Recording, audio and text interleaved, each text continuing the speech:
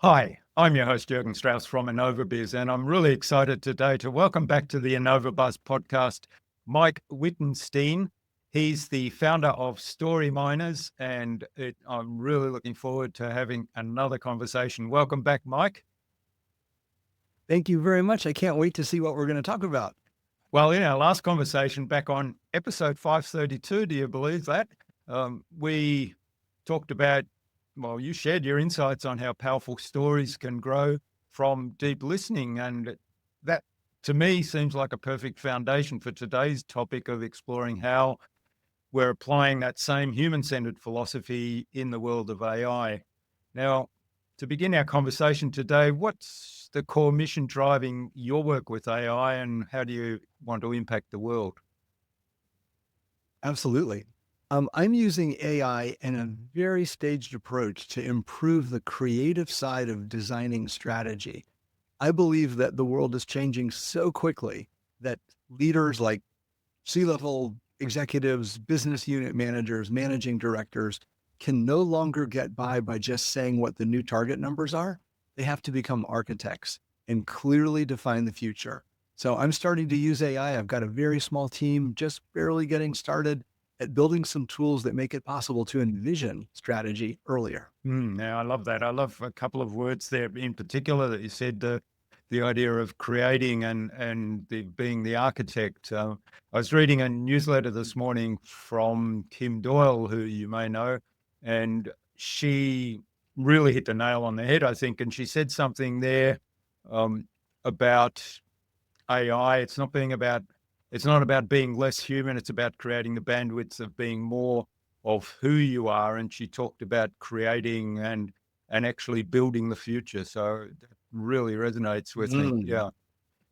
I love what she Yeah. said. So how are you using it specifically in your business? How are you doing those things of building strategy, building mm, Sure. Well, I've learned from so many other people, and if I did shout outs, the podcast would be over and very boring. But there's so many people who are way ahead of me on this. And what's interesting though is no matter how far ahead somebody is technically, a new idea can come in from just about anywhere. So like the masses and the hordes of people that are using AI, I followed a lot of the basic conventions. I replaced my search with ChatGPT. I started doing documents with ChatGPT, and I tried the other tools as well. And what I did, what I finished a month and a half ago was my first end-to-end consulting assignment, from the very first meeting with the client all the way to the end of deliverables using ChatGPT Pro.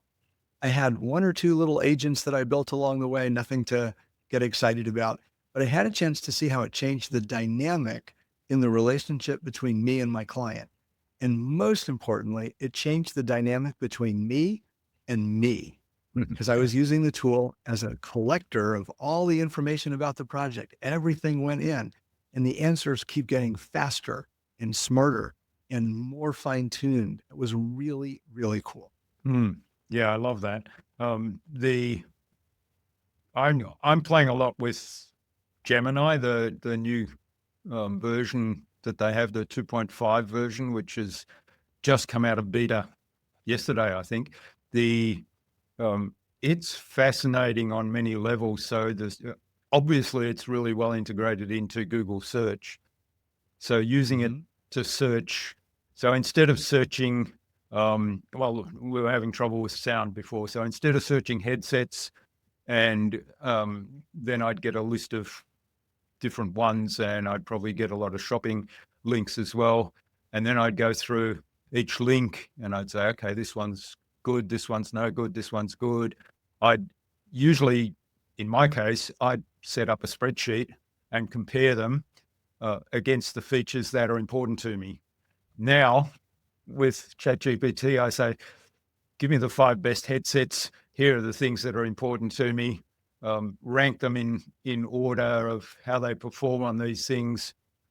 This is the weighting of the 10 items that are important to me. This one's most important, so I give that a 10 ranking. This one's least important to me, give that a 2 ranking. And it comes back and it says, well, look, based on what you've told me, this is the one you should be getting. And say, Your own private edition of Consumer Reports. yeah, exactly. Yeah. And the other thing I thought of, I haven't done this yet, but I thought of was, because I often look at their reviews as well before I make a big purchase.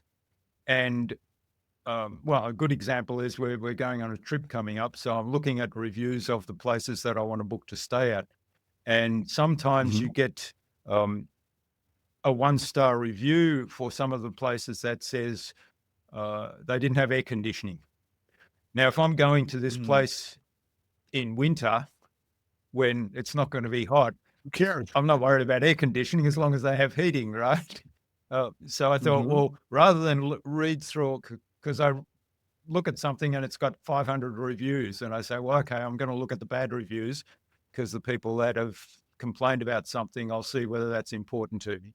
Now, I figure I'm going to do it differently. I'm going to go onto the AI, maybe Gemini or Google or ChatGPT, and say, give me the upshot of the reviews. Nice. Saves a lot of time. Get exactly what you want if you can just envision it. That's great. So Jürgen, do you? Oh, go ahead. Tell me a little bit more about the idea of the conversation, because you kind of alluded to that in terms of the strategy of building that strategy for a client, but at the same time clarifying your own thought process. Oh, yeah, that was fascinating. Let me tell you the end of the story, and then we'll go back to the beginning. This is like one of those time-lapse movies, okay? The end of the story is that while you're having information gathering and decision-making conversations with your clients, if you have those conversations with a design intent, actually write down notes. You can use ChatGPT to help you develop a checklist of things to cover. Then you know you've got all the information that you need to turn that into great design notes, requirements, guidelines, and all those kinds of things. So what I did with my client at the very beginning is say, hey, I would like us to do this with ChatGPT. And that means that I'm going to use my private account. So your stuff will be relatively safe. I can't guarantee it, but relatively safe. And I'm disclosing to you now, if you agree, that I will use it extensively. I also promise you that I will look at every single word that comes across as a deliverable, and I'll put my own best efforts, expertise, experience, and so on into every single thing that I do with you. And we'll call out all the detail, and we'll note the sources of all the information that you might be called upon to justify in the future. Okay, Mike, it was just a very simple answer. So in the very beginning, and I've been recording conversations for a long time, and I had already had a little practice running them through, an artificial intelligence tool to suss out the meaning. I did basic things like, hey, what are the 3 to-dos for me and the 3 to-dos for my client? What seemed to be most important? Okay. Notice a change of heart during the conversation. Tell me what preceded it. And by looking at the entire conversation, do you think that change of heart stuck? And then I ask more questions and find out what was it that changed somebody's mind. Okay, make note of that and put it into the memory. And then later, when we're doing the change management stuff, we think, others are going to stumble across that same moment where they have to believe. So now we've got information that we can use for that deliverable. So knowing that kind of stuff when you're having your early conversations with your clients is golden, because you can know that AI is going to be figuring out the details, and you can focus on having an honest, eye-to-eye, heart-to-heart conversation that's really going to suss out all the details that are important to the strategy. It felt better to my client, and it was a game changer in terms of how the process worked. And I want to add one more thing.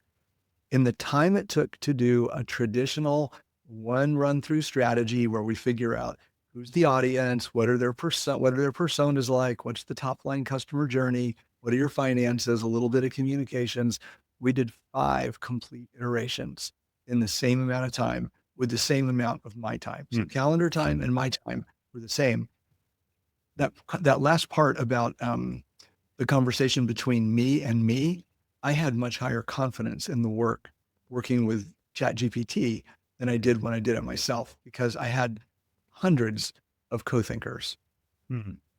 Yeah, I love I love that. And I love the mindset shift in some ways also that brings with it in terms of, because as you were talking, it occurred to me, why do people pretend that they've written this themselves when it's straight out of ChatGPT and you've got all the typical telltale signs there, like it's full of M dashes and corny metaphors that when if you know the person and you've spoken to them, they never say that. Why do they kind of pass that off? And I'm thinking, maybe it's an ego thing. And if we can leave our ego aside, like you did in your example, and say to the client, hey, I'm going to use ChatGPT or whatever the tool is. It's a tool. It's a tool to help me. I will have these guardrails in place to make sure that all the things that people are concerned about don't happen, or minimize the risk of that. For example, I'm going to read everything and I'm going to add I'm going to make sure every word and every source is accurate. I'm going to make sure every word is my word when it's coming from me, or it's your word when we're going to publish it as you. And also, I'm, so revealing that to the client in some ways, that's much more authentic. It's much more vulnerable. It leaves the ego aside. But it also explains that, hey, this is a tool. And if you then bring the data along as well and say, the last time I did this, we did 5 times the amount of work in the amount of time. And if I'm charging you by the hour, then you benefit in that sense as well. Darn, I did a flat fee for this one, but it was a good learning experience. Well, you win from a flat fee, right? There are 2 other things I wanted to bring up. In order to keep the company's voice, because this was all about setting a new cancer service into motion from ideas in the head, barely anything on paper, to a full business plan, comms, marketing, strategy, roles, positions, personas, blah, blah, blah. We ended up creating a voice for the company. So my client would say, this doesn't quite sound right. I would say it like this. And I say, yeah, but you have to be really clear. You can't just say, because people don't know who you are. They don't know your context. They don't know you. So we ended up coming up with these guidelines, and we created a voice document, and then all the finals went through, which was pretty cool. Yeah, that's a really powerful tool or technique that you've just outlined there, that voice document. I've started doing, I've been doing it now for probably a couple of months in ChatGPT, and I'm finding that that's another thing I like about the new Gemini, the customize feature inside the settings. You've got unlimited text, or so far I haven't hit a limit in the text you can put in there. And that's the text that applies to any conversation I have with it. So it doesn't matter if I open up a specific project or if I just go onto the default page there, it will follow those instructions. And I've actually figured out some of the things that ChatGPT ignores in the custom instructions. Like, it'll still give you M dashes, even though I tell it I don't want you to use M dashes anywhere. I want you to use proper English punctuation, and it will still sneak in the M dashes, and I have to go back and say, what is it with the M dashes? And I'm sorry, I ignored the instructions. But that's so funny. But in the Google one, I've got literally about 5 pages of information just in the custom section. It's so cool that we can all program with our own spoken language. That's what it is. English is the new programming language, or Urdu or Swahili, whatever you speak is the new programming language. Yeah, well, on the language. One of the other things that I like, on that language thing, I'm bilingual, German-English. And occasionally, so I wanted to, I needed to deal with something through the German consulate here.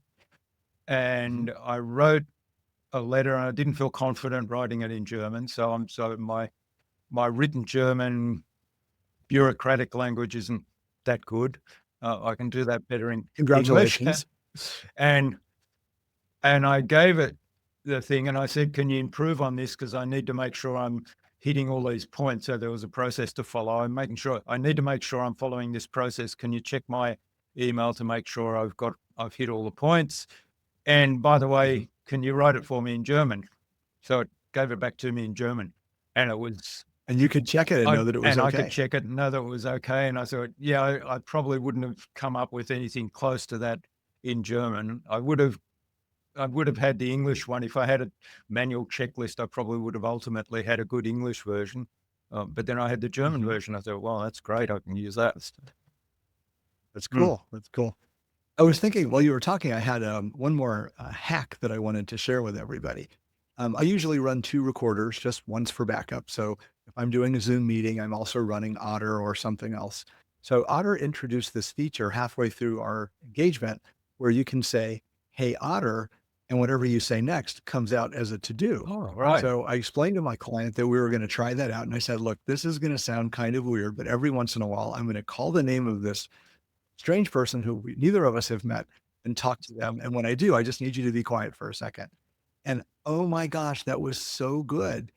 My client would say something like, "I really don't like the way that sounds. Can you soften it up a little bit?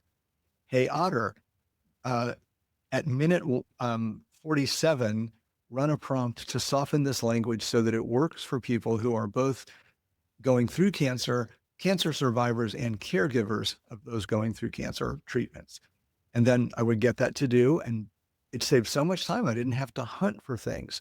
It was really, really nice to be able to do that. So what I'm saying is if you're aware of your conversation checklist up front, and you know that your conversation is going to be analyzed by your favorite tool, you can put instructions right inside of it to make sure that you don't forget, to make sure that things are handled properly, to change spellings, to prioritize something that you thought was lower earlier in the conversations. You can say something like, "Hey, Otter, remember that part of the conversation at minute 15?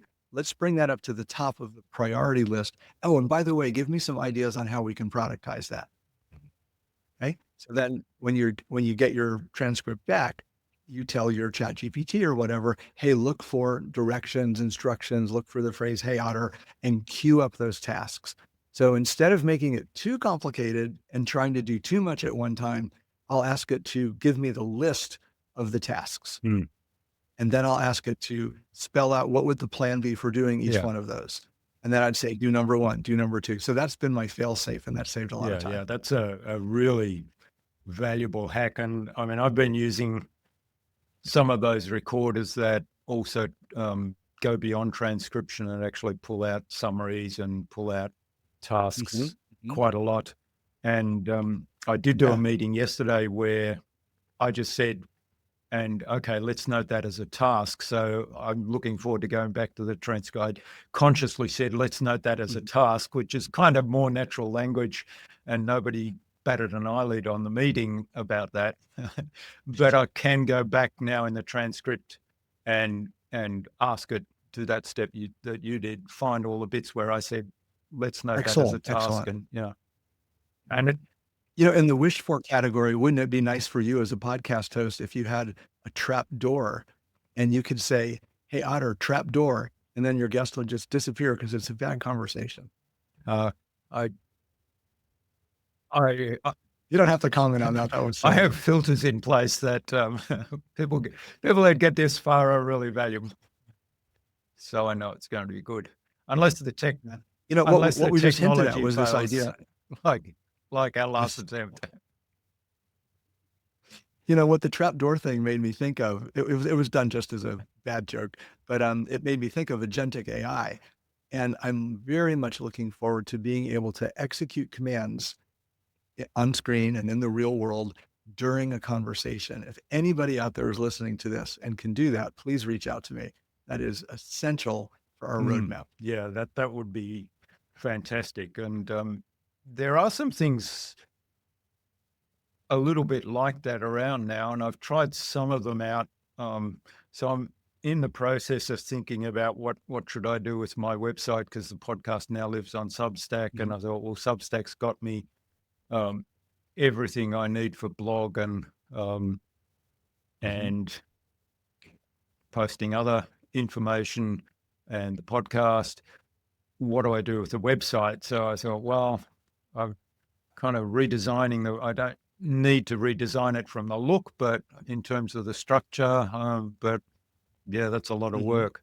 So there are tools out there where you can actually go into the prompt and say, I want a 2-page website that needs to cover these things. Here's the content I have. Please code it for me. And they actually do. And That's some of very the cool. tests I've seen don't do half a bad job. I mean, they get you the framework to Mhm. start with, and then you've got to work on it from there. But that's sort of that concept, isn't it? Where you sort of use a natural language conversation to something that then goes away and builds something that requires complex coding. Yeah. An idea just popped into my head.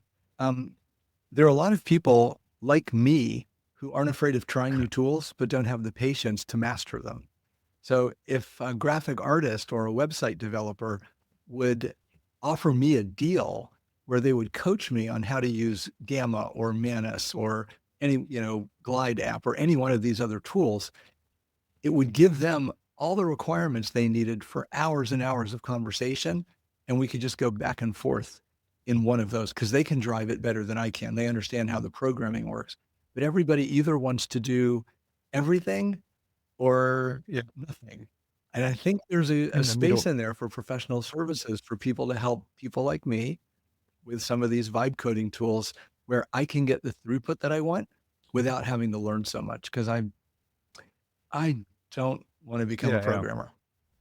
Yeah, I've looked at those on and off, and I get to the same point where you do, where I look at them and I think, it's too much I have to learn right now before I can actually produce anything here, and I'm not sure that's what I Yeah, want to do, just for a once off. Yeah, or exactly. great. All right. Now one of the things that your business shines at is unearthing the core story. And I remember in our last conversation, or the last podcast conversation we had, you talked about the story's already there. It's a matter of bringing it to light and then expressing it and letting it shine. Mhm. Now, if we were to turn the AI in on itself, if you did a project on ChatGPT, let's say, or Gemini, to find its Mhm. soul, to find its unspoken desire, find its true story, what do you think you'd find? I think it would depend on the day. I've actually heard people do that and ask questions. And, it goes from you have 8 days left, sorry, Earthling, to, I- to I'm really just a computer to just wait and see. I mean, some of these answers are like scary and futuristic devastation of the world, and others are more serene. I think if you were to try it like every day, 3 days in a row, you get very, very different Yeah. answers. Yeah. And it's the bolus of work, all the stuff that's in there changes every Mm. day. So I would imagine it would never answer the same way, but I Yeah. really don't know. That's a fun question. That would be a good party game. Well, there's a few others that I've heard people do that I think are funny too. I guess I mean, I always say, people say, well, AI is taking over the world and it's AI. And if I'm going out and asking a question of one of these large language models, what I get back is rubbish. It's not relevant. And Mhm. I always argue against that and say, well, the information that's in there comes from people. And all the machine is doing Mhm. is collecting, collating, and maybe connecting some dots in how you've Yeah. asked the question. So it is a human response. The accuracy is potentially questionable because there's a lot of stuff that's published Yeah. on the internet that's wrong and intentionally misleading sometimes. So Mhm. sometimes the machine will return that kind of information. But the other part of it, I think, Yeah. is what you put in over time, I think gets reflected back. I think I'm getting, I've had that yeah, experience. I think I'm Yes. getting Yeah. And you've got to keep your sources, not only in Chat GPT or Mm, whatever tool you're using. Make sure that you keep it elsewhere so that you can move from platform to yeah, platform. exactly. Okay. So I want to push back on something that you said. You said that this was all human information. my intuition, and I don't have proof for it, is that every day there's more machine generated information entering our public knowledge stores, if you will, than human generated. And I think over time, the human generated is going to be like this. And I think the value of it is not going to be based on characters or bytes or size. It's going to be that the human element rises in importance, and we'll start to really cherish that because it represents who we are. And this whole internet experiment, this whole AI thing, I don't think can really work unless we want to live in the Matrix movie or some dystopian future without putting humans first. It's up to each of us, you and me and everyone listening and the communities that are going to use AI to do things for their neighborhoods, for their communities, to put people first. And if we do that, that kind of questioning, that line of reasoning, that way of being is going to start to become more prevalent, and it sets a pattern in place for others to follow. But we have to make the mindful distinction to think about the good for others as we go about doing what we're doing. And that's true even if you're in a for-profit business. Yeah, I think that's a really important point, and you're right. I probably have to modify my rhetoric on that somewhat, because as AI is used more and more to generate information that just gets posted without that oversight, then there is that risk that it's kind of skews that way. And I was thinking of other kinds of information when I made that comment, Jürgen. It's like weather data, train schedules, activity on the internet. There's so many things that there's developed reams of information, call center logs, heart rate monitors. All of that stuff is pouring in. So the human voice is getting weaker and weaker. Yeah, even when you think about video and photography, I mean, something close to my heart, you see so many AI generated photographs or artwork, and you think, I don't know. And videos. My wife showed me a video recently. They were talking about an earthquake in San Francisco, where my son lives. So obviously we're attuned to that. And she showed me a video, and she was horrified. And she said, "Oh, this is a disaster." The video was a tidal wave going over the top of the Golden Gate Bridge, and I immediately looked at that and put two and two together, and I thought, if there's a tidal wave like that going over the Golden Gate Bridge, there would have been news broadcasts going all around the world right now. I said, that's AI. And then I kind of Googled that video separately, and then I found there's a version of that for New York and all kinds of different places, London. That's crazy. That's so crazy. By the way, how can you verify to me that you're real? Yeah. I don't know. Well, actually, I've got a bit of a cold at the moment. I'm not sure that AI would actually generate me with a cold. Very good. That's perfect. That's good advice.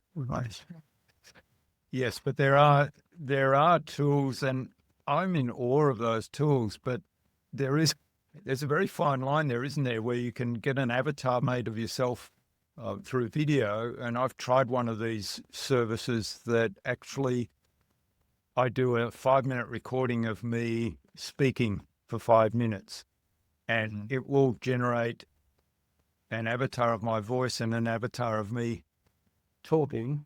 It's actually, like Matt's headroom, right? It's actually really good. I can then type some text into that avatar, and from that, in a minute or so, it will generate a video of me speaking. And the facial expressions actually match very closely how I would say it. Where this particular one broke down, and maybe it was just a learning thing on my part that I didn't know how to do this, it didn't pause between sentences. Where I would normally pause, even in mid-sentence like that, to think or whatever it might be, it just strung things together. So it was obvious, whilst everything else looked almost authentic, you'd have to really know me well to perhaps pick that it wasn't me directly. Yeah. But that was a dead giveaway. It was just, no. Yeah. But yeah, I mean, those tools can be fantastic. I mean, imagine sending a customized message to people in your own voice, in your own video, in their language, which you And might customized for their situation. customize for their situation. Thank you for buying a roller coaster, a refrigerator, a dog. Yeah. Yeah. And I would probably use it if it was good, but I would say this is your Jurgen Bot. bot. Yes. Yeah. Here is a message. Well, Jurgen Bot. Jurgen's heart, but it's Jurgen's bot delivering it. That's very very poetic. Yeah. Hey, So what kinds of questions are you getting? Unless you have another one, what kind of questions are you getting from your listeners that you think you and I could tackle? one of the ones that I get from time to time, and I mean, I've got some good answers to this one, is how can we maintain our humanity as we embrace this AI revolution, as we embrace these tools? The other one that I'm becoming more and more curious about is what unique skills do we need to develop, enhance, or maybe even acquire and learn to stand out in this world where everybody's using AI? I stand out. What do you mean? Well, be above the crowd. So one of the metaphors that one of my guests used was the synthetic pearl versus the natural pearl. So the synthetic pearl is your generic information that the artificial intelligence spits out, and your natural pearl is something that I've written or that you've written and constructed. So I think the answer to that is very easy and a little bit philosophical. To stand out in a sea of sameness, you have to be more you. You have to know yourself better. You have to let yourself come through in your voice, in your thinking, in your intent, in your heart, in your mannerisms, and your body language, everything. The more authentic you can be as a human automatically translates. There's no new skill that you have to learn. But most people are on that journey for moments during their lifetime. Very few stick with it and continuously make progress. Something that I'm starting to do, I'm not an expert on this, so I can only give you beginner's advice or comments, really not even advice, is as I'm going through my own changes, I'm thinking about what's important to me. And some of the things that are important to me are my moral code. I know what it is, and I want to keep living by it. Community is very important to me, humans in general. So finding ways to come up with solutions that generate value for everyone. I'm very much don't be the fastest boat, be the tide that rises or raises all of the boats, that kind of thing. And I'm also working more on my presence. How do I sound? How do I look? Is my voice understandable? Is my language correct? So if you know what it is that you're working on as you become a better version of you, prompt that. Ask your AI to coach you. Hey, I just finished this conversation with Jurgen. How is my turn taking? How is my authenticity? Did I answer his questions before I went off on my own, monologue kind of a thing? So whenever you're working on, jot it down and then check your body of work against it and ask for a little progress report.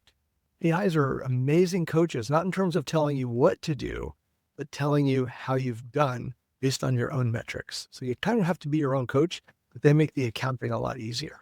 Yeah. That's wonderful advice. And I think the idea of knowing yourself and working on yourself has been coming through since probably episode 1, when long before AI. So that's why I like you so much. It's really sticking with the core of what's been working all along. And that advice about the coaching is fabulous. I've actually done a little bit of that. I actually do a weekly, so I do a little bit of trading on the share market, and I do a weekly report of what I've done and where I can improve. And I've actually built an AI project that I feed what I've learned in there. I put all the trades and all the notes I've made in there, and it comes back and it gives me feedback. And it says, well, that's wonderful. Here's the trends. Here's the areas that are highlighted. You highlighted as weaknesses, and I see a pattern there. And you might want to think about implementing these things. Yeah, that's wonderful. Very cool. Pretty. Why don't we let's do a quick fire round back and forth if it's okay. And I'll say something that I've done and you just try to do another one and I'll do one and you do one. Look, 5 seconds. Sounds good. Sounds good. All right. So when I'm stuck in Atlanta, Georgia traffic, I will turn on my chat GPT voice and I'll say, I was an exchange student in Brazil. So I'll say, hey, I need to work on my Portuguese. I need 10 new idiomatic expressions. And I want you to give me feedback on proper use and my pronunciation. Go. And it'll say, great, Mike, let's do it. And then it'll give me a phrase like, every monkey sits on its own tree. Cada macaco no seu galho. What does that mean? When do you use it? Cada macaco no seu galho. Mike, you need to emphasize the first part a little bit more and don't forget that yut sound. And I'll do it again. That's great. You're doing wonderful. So for a 5-minute traffic jam, that's cool. Sure. That's fantastic. I love that one. I'm going to try that out next time I'm stuck in traffic. Okay. What have I done recently? One of the fun ones I do all the time now, and I've done the self-analysis exercise with it, and it gave me your core strength is connective curiosity. And I thought, wow, I would have said curiosity, but the connective curiosity was interesting. And one of the things that we always have conversations within our family, and the conversation will be, something along the lines of, I wonder why that flower is blue, for example, just something trivial. And a lot of little trivial things like that. And it'll be, I wonder why that is. Oh, that's interesting. And that'll be the end of the conversation. Now we go straight into ChatGPT or Gemini or whatever's convenient on the phone. And we just ask the question. And it always comes back with an explanation. I mean, I don't often do a fact checking in that exercise. It's not that important. But usually it's information that actually we learn something from, and it takes that's very cool. It takes that. I wonder what that is to the next level. Mm-hmm. Excellent. Well, I'll do one more. I was supposed to go on this wonderful hike between Spain and Portugal called the Camino de Santiago. It's a pilgrimage, 500-mile thing. We were going to do like 50 miles or 80 miles or something. I caught COVID the week before. I didn't get to go. And then I caught pneumonia. I'm still recovering. Here's the point. I started logging every symptom, every meal, every hiccup. And I would say, all right, it's 7:14. I just woke up. I'm sweating. I have a headache. And I'm hiccuping. And then I would tell it what I had, and I'd shoot a picture and put it in. At the end of the day, I got a complete nutritional and activity breakdown, as well as the nutrition, as well as symptoms. And then when I went to the doctor, I had this whole symptomatology day by day laid out with possible causes between food, exercises, eating, all that kind of stuff. And I asked it, when I had to go to the ER because of pneumonia, I asked it to prepare a brief to the doctor because I was just starting to go like this. I knew I would be coherent by the time I get, not life, but I just thought, good use case for ChatGPT. So I asked him to prepare a dossier for an ER attending, doctor. It listed all my symptoms, my background, all that kind of stuff. And it printed out this one page. And the guy was floored. And it made for really better care, We're not. Lucky I had an open doctor, because I think they're pretty sensitive to having their job taken. All right. Well, I didn't get to do the diagnosis. All I did is tell them what I ate. Yeah. Well, one I did last week, actually. I'm preparing a training workshop, and it's a new one. I haven't done it before, and I have a lot of the content, but not in presentation form and not in workshop form. So I uploaded all the content I have, and I said, I want to present this workshop. Here are the key messages. Here is the structure I want. Here is the kind of language I want to use. Can you give me an outline of the workshop, which it then did. And I thought, that outline's neat. I probably would have come up with that. And then I made some changes to it. And I went back and I said, I'd like to move that up. I'd like to emphasize this more. I'd like to spend more time on that. And back and forth, probably about 15 minutes until I was happy with the outline. And then I said, okay, can you write a running sheet for the entire workshop, entire half-day workshop, a running sheet with times on it and what I need to do, which is normally what I do for a workshop. And the running sheet part, taking the content that I already have, which often takes me a couple of weeks to pull together, turning that into a running sheet is usually about 3 or 4 days worth, and backwards and forwards and backwards and forwards. And it did it in 2 minutes. And That's amazing. ready to deliver the workshop. All I needed to do from there was I still need to prepare some physical props that I'm going to use. And I've got 4 slides that it also gave me. I said, I need a slide for this, a slide for that, a slide for that. So it gave me the slides. I just put them in my template. So I did the whole workshop preparation from content I had, but that needed to be repurposed in a major way in about 2 or 3 hours. That's fascinating. You should attach that to your toaster oven in your refrigerator and let it cook for you. Swear. Well, speaking of toasters, you remember the conversation we had the last time we set out on this podcast episode, and then we had technical glitches, and I asked you about the community, and you suggested some idea for the community, and I then went away and had a conversation with ChatGPT, or with Gemini, actually, I used, about that, and I said, okay, and then it came back with a refinement of the idea, and it also gave me a launch email. I said, give me a launch email that I could write this. So it wrote me a launch email and said how wonderful this idea was. And then I said, well, it was actually Mike's idea. We need to acknowledge Mike. So it said, oh, that's very kind of you to give it knowledge. And then it rewrote it again. And then I said, okay, now I actually need a title for this. And the title it came back was, actually, it was the book that I want to write. As a result, it came back, the title, it said, my co-author is a toaster. What a whimsical title. Actually, there were 10 suggestions, but I said, okay. No, come on, that's God is sticky.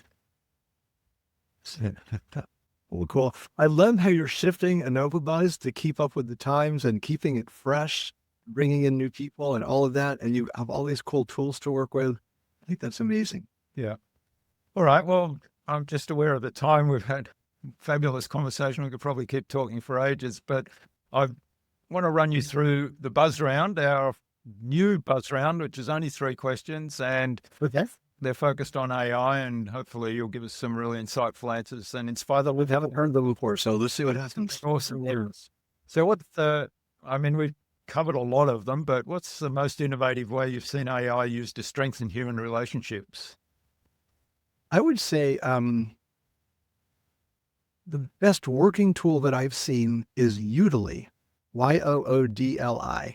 It started off as a language training tool for people whose first language was not English, and it would coach them on pronunciation, on word choice, on sentence construction, things like that.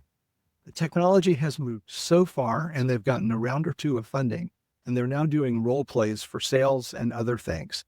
So it will be any kind of person you need it to be. You can be looking for a job, you can be negotiating with a colleague, you can ask for a raise, you can do a negotiation, and it just goes over and over and over, and it gives you specific feedback you can then try. And then it throws the next problem at you.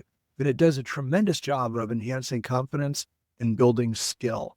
And I think that's very human, because we all have to represent ourselves. We all have to sell our ideas, and role plays in a controlled environment when there's no risk to you is great. Yoodli, Yoodli.com. Wow, that's amazing. Yeah, well, and we'll have that link in the show notes, because I want to try that out as well. Sounds fascinating. All right. Now, based on your own experience, what's the best thing you've done to integrate AI in a way that builds on that human connection? I created my own voice. I call it a brand voice. So when I'm writing as Storyminers, we have rules that we do and rules that we don't do. So no cursing, no disparagement, lots of things that are positive about people. And on the other side, I have a quirky sense of humor, so I told it to keep some of that in and let more than a usual amount through. So that feels like me. Having that tool has made a big difference. And this isn't exactly related, but during this assignment that I told you about, the end-to-end consulting engagement, I use a technique called a reason for being that I learned from Stephen Heckel, who was one of my mentors when I was eVisionary at IBM. And a reason for being is a simple systems design state. Don't think of systems as technology. Think of systems as any group, be it a city, a nonprofit, a business. Its sole aim is to deliver value for its constituents, for its clients, let's say. So I took my body of work, descriptions of what it was, the methodologies I'd used, and I put it into one of those custom GPTs.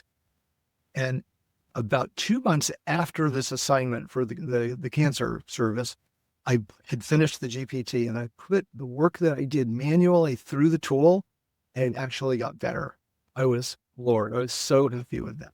Now, it still has a lot of work to be done because in somebody else's hands, it has to work well. Someone who doesn't understand the methods like I do. I shared it with the client and she was impressed too. She wants to think about it a little bit more, but that think about it a little bit more is exactly what you want ChatGPT or any tool to do, make you think more so that more of you comes out. It's like having a coach, somebody to help guide your thinking. I'm not doing the thinking for you. They're making you do more of it, but just with little jostles that kind of make sense rather than random stuff. Exactly. All right, there's one more question coming. There is one more question, and it's we've probably talked about it. There's the idea of what can anyone do to differentiate themselves by leveraging AI in a way that builds that human connection. I think we covered that pretty well. Do you have a secret mystery question after that one? No, I don't. Well, at ChatGPT right now. Yeah, but it's kind of the wrap up and the action. So, yeah, thanks a lot, Mike. This has been great. It's been great fun. Really enjoyed it. Absolutely. Now, where can people find out more about you? Maybe even reach out and say thanks for what you've shared. Wonderful. On LinkedIn, you can find me under my name, Mike. The last name is Wittenstein. My company's called Storyminers. You can find me online at www.storyminers.com, Storyminers. And thanks for having me on. It's always fun to chat with you. Yeah, likewise, Mike. Now, what action would you like our listener to take out of our conversation today as we wrap it up? I'd like for people to do two things. One, if you know how to take a live transcript and turn it into action, let me know. Reach out to me because I really want to see you. The second thing is think about becoming more of who you are. What's on your agenda? What are you learning? What path are you on to be more of you, a better you, an evolved you? And write a couple of prompts about those topics. Pick the things that you like. And then ask ChatGPT or your favorite tool, I'm agnostic about the technology, to create a reminder for you so that you can check your progress over time. And that's all you need to do. And from that conversation, you'll get a couple of things to think about. You have to put it into your weekly or daily or every 2-day schedule, and you'll be surprised at how mindful you can become about the things you're trying to be better at, be more of. And as you do that, more of you will shine through. I hope, like me, that you'll feel an acceleration of your development internally. It's amazing feeling. And to have it at my age, which is not young, is really a thrill. Yeah, fantastic call to advice, call to action and advice. You can actually get it to automate that reminder as well. So send me an email every 7 days or send me an SMS text message every 7 days to remind me about this. Very cool. Mm-hmm. You know, it would be really cool when kids have more automation. We could send them reminders to pick up their clothes. Yes, and they might actually listen to that rather than us nagging. Good me. All right. Well, thanks so much for sharing your time and your insights today and bearing with me through all these technical glitches I'm having on my own. You handled them wonderfully. Hopefully hopefully we can make those totally opaque when we produce the show notes and the show recording. So thanks so much, Mike. And yeah, let's stay in touch again. Sure. All right. Take care.